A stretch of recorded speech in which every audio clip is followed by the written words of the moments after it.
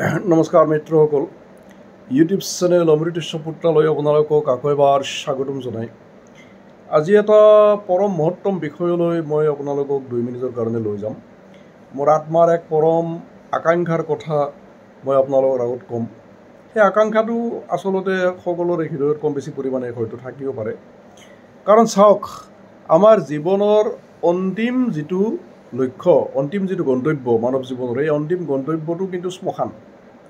জীৱনকালত আমি কোনোবাই ভাগ্য প্ৰাৰব্ধৰ বলত, পুৰুষাৰ্থৰ বলত কোনোবাই হয়তো অগাধ ধন সম্পত্তিৰ অধিকাৰী হ'ব পাৰোঁ,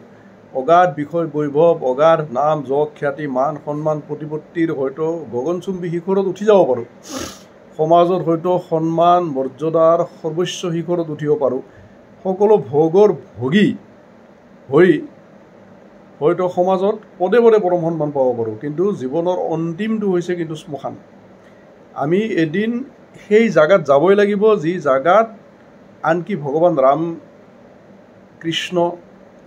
পৰমহংসৰ পৰা একদম মহাপুৰুষ শংকৰদেৱৰ পৰা স্বৰূপানন্দ পৰমহংসদেৱলৈ সকলো মহাপুৰুষে যি স্থানত গৈছে, আমিতো তুচ্ছাতি তুচ্ছ মামুলি জীৱ, আমিও সেই স্থানত যাবই লাগিব। সেই স্থানত যিসকলে আমাক লৈ যায় তেওঁলোক পৰম পুণ্যৱান আত্মা বুলি কোৱা হয়। যোনে কন্ধা দিয়ে, হিন্দীত কান্ধা দিয়া বুলি কয়, অৰ্থাৎ সেই মৰাহটোক মৃত শৰীৰটোক যোনে কান্ধত লৈ যায় তেওঁকো পুণ্যৱান আত্মা বুলি কোৱা হয়। যিজন চণ্ডাল, সি যদিও সমাজৰ দৃষ্টিত অতি নিকৃষ্ট প্ৰাণী, শাস্ত্ৰই চণ্ডালকো পৰম পুণ্যৱান আত্মা বুলি কয়। যদি চণ্ডালে সঁচাই যদি নিষ্কাম ভাৱেৰে যদি সেৱা কৰে, শাস্ত্ৰমতে চণ্ডালো আচলতে মহাপুণ্যৱান আত্মা। চাওক, কাশীৰ যিখন মহাশ্মশান, সেই মহাশ্মশানত ৰজা হৰিশ্চন্দ্ৰই চণ্ডালৰ কাম কৰিছিল। তাতে আজিও দিনত অন্তত 10 সহস্ৰ চিতা আজিও দিনে ৰাতি জ্বলি থাকে। গতিকে সেই স্থানখনক কিন্তু পৰম পবিত্ৰ স্থান বুলি মানা হয়। কিন্তু কাশী পৰম তীৰ্থস্থান, কিন্তু সেই দশাশ্বমেধ ঘাট যিটো হৰিশ্চন্দ্ৰ শ্মশান, এই হৰিশ্চন্দ্ৰ শ্মশান দশাশ্বমেধ ঘাটকো কিন্তু পৰম পবিত্ৰ বুলি মানা হয়। এনেইতো শাস্ত্ৰমতে শ্মশানটো চোৱা জেগা, তাতে গ'লেতো আমি বিচিত্ৰভাৱে নিজক শোধন কৰিব লাগে। কিন্তু যদি সেৱাৰ ভাৱনা যদি থাকে, যদি নিষ্কাম সেৱাৰ ভাৱনা থাকে, জীৱ মাত্ৰতে শিৱ জ্ঞান, নৰ মাত্ৰতে নাৰায়ণ জ্ঞান, মানৱ মাত্ৰতে মাধৱ জ্ঞান যদি আমাৰ থাকে, আৰু সেৱাৰ মাজেৰে যদি পৰমাত্মা প্ৰাপ্তি, ব্ৰহ্ম প্ৰাপ্তি, ভগৱত প্ৰাপ্তি আমাৰ যদি লক্ষ্য হয়, তেতিয়াহ'লে শ্মশান যাত্ৰাও আমাৰ কাৰণে এটা মহাযাত্ৰা হ'ব পাৰে। চাওক, আমাৰ সৰুৰ পৰা মই লক্ষ্য কৰি আহিছোঁ, যিবিলাক পৰিয়াল যত্ৰহীন পৰিয়াল, যিসকলে জীৱনকালত নিজৰ দেহটো কোনো ধৰণে সুচিকিৎসা দিব পৰা নাই, ভাল খাব পৰা নাই, ভাল পিন্ধিব পৰা নাই, ভাল ল'ব পৰা নাই, ওচৰ চুবুৰীয়াৰ লগত কোনো ক্ষেত্ৰতে ফেৰ মাৰিব পৰা নাই, যাৰ জীৱনটো কেৱল কষ্ট দুখৰ মাজেৰে গুচি গৈছে, সেই পৰিয়ালত যেতিয়া কোনোবা এজন মানুহ যেতিয়া ঢুকায়, সি যিমান কষ্টৰ মাজেৰে নুঢুকাওক বা আকস্মিকভাৱে ঢুকাওক বা বহু বছৰ ৰোগ ক্লেশ ভোগ কৰক, দেখা যায় যে পৰিয়ালটোত হুৰাহুৰে এটা হোৱা দোৱা লাগি যায়। কাৰণ সকলোৰে সেই সময়খিনিত সেই শোচনীয় ডাল দৰিদ্ৰ পৰিয়ালবিলাকৰ ক্ষেত্ৰত মই কৈছোঁ, তেওঁলোকৰ এটা বিৰাট বৃহৎ চিন্তা হয় যে শ্মশানত লৈ যাব লাগিলে এখন গাড়ী লাগিল, গাড়ীখনৰ তেলৰ খৰচৰ পৰা, ড্ৰাইভাৰ খৰচৰ পৰা, ক'ত গাড়ী পাম ইত্যাদি ইত্যাদি ইত্যাদি এটা প্ৰশ্ন হয়। যিবিলাকে এনেকুৱা সেৱা কৰি আছে, GL সেৱাৰ পৰা আদি কৰি কেইবাটাও সেৱা আছে, সময়ৰ মূৰত তেওঁলোকক গাড়ী বিচাৰিলে গাড়ী পোৱা নাযায়। তাৰোপৰি গাড়ী তেওঁলোকে দিলেও তেলৰ খৰচ দিব লগা হয় বেলেগ কৰি, ড্ৰাইভাৰৰ খৰচ দিব লগা হয় বেলেগ কৰি, এই এটা ভয়ানক দুশ্চিন্তাটো আছেই। তাৰোপৰি শ্মশানত লৈ যোৱাৰ লগে লগে একেবাৰে ন্যূনতম আজিৰ তাৰিখত যদি একেবাৰে ন্যূনতম খৰচত যদি কোনোবাই কৰিব পাৰিছে, তেতিয়াহ'লে 7-8 হাজাৰ টকাৰ তলততো কৰিবই নোৱাৰে। কাৰণ কাঠৰ দাম আপোনালোকে জানে, প্ৰায় ঠেলামান প্ৰায় কাঠ লাগে। তাৰোপৰি হিন্দু নৈষ্টিকভাৱে যদি হিন্দু ৰিচুৱেল কিছুমান পালন কৰা হয়, চন্দন লাগে, ধূনা লাগে, বিচিত্ৰ বস্তু লাগে। যিদিনা মানুহ ঘৰত মৰে সিদিনা গম পোৱা যায় যে মানুহ জীয়াই থাকোঁতে খৰচ যিমান, মৃত্যুৰ সময়ত খৰচ তাত কৰি বহুত বেছি। শ্ৰাদ্ধ তাদ্ধ এইবিলাকতো বহুত কিবা কিবি আছেই, ধৰ্মীয় পৰম্পৰা, আধ্যাত্মিক পৰম্পৰা ইত্যাদি ইত্যাদি বহুত কথা আছে। কাৰণ আমি যিখিনি কৰ্ম জীৱনকালত কৰিলোঁ, যি আমাৰ জীৱনকালত আমাৰ যি বিচাৰ, আমাৰ চিন্তাৰ তৰংগ, মাত্ৰ সেইখিনিয়ে মাত্ৰ লগত লৈ যাম। কাৰণ শ্মশানলৈকে মানুহে কান্ধা দিব, শ্মশানলৈকে চণ্ডাল থাকিব, আত্মীয় স্বজন থাকিব, সকলো থাকিব, কিন্তু শ্মশানৰ পিছৰ যাত্ৰাটো কিন্তু জীৱাত্মাই কিন্তু কৰিব লাগিব নিজে। কাৰণ সেই যাত্ৰাটোত আমি ক'ত যাম ক'ত নাযাওঁ, আমাৰ কৰ্ম অনুযায়ী, বিচাৰ আৰু চিন্তনৰ তৰংগ অনুযায়ী, যম লগত যাম না, প্ৰেত লগত যাম না, নৰক লগত যাম না, ঘোৰ নৰক লগত যাম নে, তোৰ প্ৰেতজনীত থাকিম নে, ভূতজনীত থাকিম নে, ক'ত ক'ত থাকিম, কি কি ক্লেশ ভোগ কৰিম, কি কি কষ্ট ভোগ কৰিম, তাতে আমাৰ কিন্তু সংগী কিন্তু কোনো নাই। কাৰণ জীৱনকালত উপাৰ্জন কৰা নিষ্কাম কৰ্মবিলাকৰ বাহিৰে সৎ কৰ্মবিলাকৰ বাহিৰে শ্ৰেষ্ঠ কৰ্মবিলাকৰ বাহিৰে শ্ৰেষ্ঠ ভাৱনা শ্ৰেষ্ঠ চিন্তনবিলাকৰ বাহিৰে সেই সময়ত কিন্তু আমাৰ আৰু বেলেগ কোনো আমাৰ সাৰথি নাইয়ে তে এই শেষ সময়খিনিৰ সেৱাটোক সেইকাৰণে আমাৰ সন্ত মহাৰাজসকলে শ্ৰেষ্ঠতম সেৱা বুলি কৈছে সেইকাৰণে দেখা গৈছিল কালিলৈকে আমাৰ এনেকুৱা পৰম্পৰা আছিল যে শ্মশানত যোৱা মৰা হয় এটা যদি কোনোবাই দেখা পায় লগে লগে প্ৰণাম কৰে দিব্যান গতি চ গচ্ছতি বুলি এটা ঋগ্বেদৰ শ্লোক আছে যে আপোনাৰ দিব্যধামত গতি হওক এই ধৰণৰ এই ঋগ্বেদৰ শ্লোকটো লগে লগে মাতিব লাগে তাৰোপৰি এডাল খৰি হ'লেও প্ৰত্যেকে দিছিল প্ৰত্যেকে এডাল খৰি হ'লেও ঘৰৰ পৰা দিছিল আৰু শ্মশান সেৱাৰ কামখিনি ওচৰ চুবুৰীয়াবিলাকেতো সম্পূৰ্ণ নিস্বাৰ্থ হৈ কৰি দিছিল আজিকালিতো এতিয়া এনেকুৱা অৱস্থা হৈছে গাঁওবিলাকতে এনেকুৱা অৱস্থা হৈছে শ্মশানত যাবলৈ নিজৰ ঘৰৰ মানুহ নাথাকিলে এই মদাবী কিছুমানক মদৰ বটলৰ পৰা আদি কৰি অন্যান্য মাংসৰ খৰচ ইত্যাদি ইত্যাদি কিছুমান পইচা দিব লগা হয় 4-5 হাজাৰ টকা তাৰপিছতহে মৰা হয়তো শ্মশানত জ্বলাব এনেকুৱা বহুতো দুৰ্ভাগ্যৰ কথা মই গাঁওবিলাকত প্ৰায় শুনি আছোঁ এতিয়াতো মেক্সিমাম ক্ষেত্ৰত সেই হৈছে বৰ্তমান তে এই সেৱাটো এটা বিশিষ্ট সেৱা যিটো সেৱাৰ কথা হয়তো সাধাৰণতে সন্তসকলে সাধাৰণতে হয়তো নকয় বা শাস্ত্ৰই হয়তো বহুত কম কৰি কৈছে এইটো হৈছে জীৱনৰ অন্তিম যিটো সেৱা জীৱনৰ তাৰমানে আপোনাক এই ইহলোক এৰি পৰলোকত যোৱাৰ পিছত যিজনে কান্ধা দিব যিজনে শ্মশানলৈকে লৈ যাব গাড়ী মটৰৰ ক্ষেত্ৰত যোনে সহায় কৰি দিব কাঠ আদিৰ ক্ষেত্ৰত যোনে সহায় কৰি দিব ঘিউ আদিৰ ক্ষেত্ৰত যোনে সহায় কৰি দিব আপোনাৰ মৃতদেহ যদি ক'ৰবাত যদি পৰি আছে অনাশ্ৰিত বা নিৰাশ্ৰিত মৃতদেহ হয় সেই অনাশ্ৰিত নিৰাশ্ৰিত মৃতদেহ যোনে আনিব আনি কিনে যোনে নিজৰ পিতৃ মাতৃ জ্ঞানত যোনে শ্ৰাদ্ধ হেৰি কৰিব শ্মশান সেৱা কৰি কিনে যাক অন্তিম কাৰ্য কাৰখানাখিনি কৰি দিব আৰু আনকি প্ৰাৰ্থনা পৰ্যন্ত কৰি দিব সেই সেৱকজন এজন শ্ৰেষ্ঠাতি শ্ৰেষ্ঠ সেৱক স্বামী শ্ৰী শ্ৰী প্ৰেমানন্দজী মহাৰাজেতো এনেকৈ কৈছে যে তুমি যদি ক'ৰবাত কোনোবা এটা প্ৰাণী যদি মৃত্যুৰ শয্যাত পৰি থকা দেখা পোৱা তুমি লগে লগে দৌৰি যাবা 1 ঘণ্টা 2 ঘণ্টা যিমান সময় পাৰা তেওঁৰ কাণত তুমি হৰিনাম শুনাবা অখণ্ড সাধক যদি হয় হৰিওম কীৰ্তন শুনাব ইস্কনৰ সাধক যদি হয় হৰে কৃষ্ণ হৰে ৰাম ৩৬ অক্ষৰে নাম শুনাব শংকৰদেৱ পন্থী যদি হয় ৰাম হৰি কৃষ্ণ নাৰায়ণ আদি নাম শুনাব বা যদি গায়ত্ৰী সাধক হয় গায়ত্ৰী মন্ত্ৰ শুনাব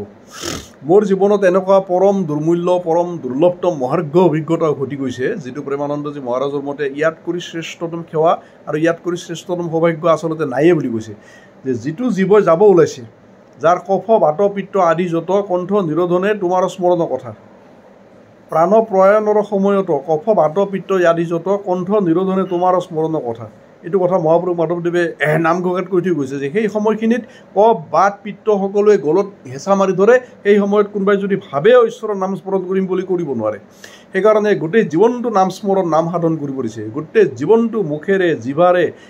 চাচেৰে মালাৰে যোনে যেনেকৈ পাৰে অহৰ্নিশে নাম সাধনা এইকাৰণে কৰিব দিছে কাৰণ অন্তিম সময়ত নাম আমাৰ তেতিয়া আহে জিভাত আহিব মুখত আহিব চিত্তত আহিব মনত আহিব নহ'লে অন্তিম সময়ত এই যিবিলাক কুসংস্কাৰ যিবিলাক গোটেই জীৱনটো সৃষ্টি কৰিলোঁ সেই কুচিন্তা কুবাসনা লোভ লালসা মোহ মায়াবিলাকে মনত আহিব আৰু যাব লাগিব জীৱাত্মাৰ অতি দুৰ্গতি অতি ভয়ানক দুৰ্গতি হ'ব তেতিয়া যমৰ হাতত যমদূতৰ হাতত পৰিব লাগিব প্ৰেতজনিত যাব লাগিব আৰু নানান ধৰণে কষ্ট খাব লাগিব তে প্ৰেমানন্দজী কৈছে যে শেষ মুহূৰ্তত যিটো প্ৰাণীয়ে ধৰফৰাই আছে কষ্ট খাই আছে উশাহ টানি আছে যিটো দীৰ্ঘশ্বাস যিটো নাভিশ্বাস বুলি কয় মৃত্যুৰ কেইঘণ্টামান আগৰ পৰা নাভিশ্বাস আহি থাকে এইটো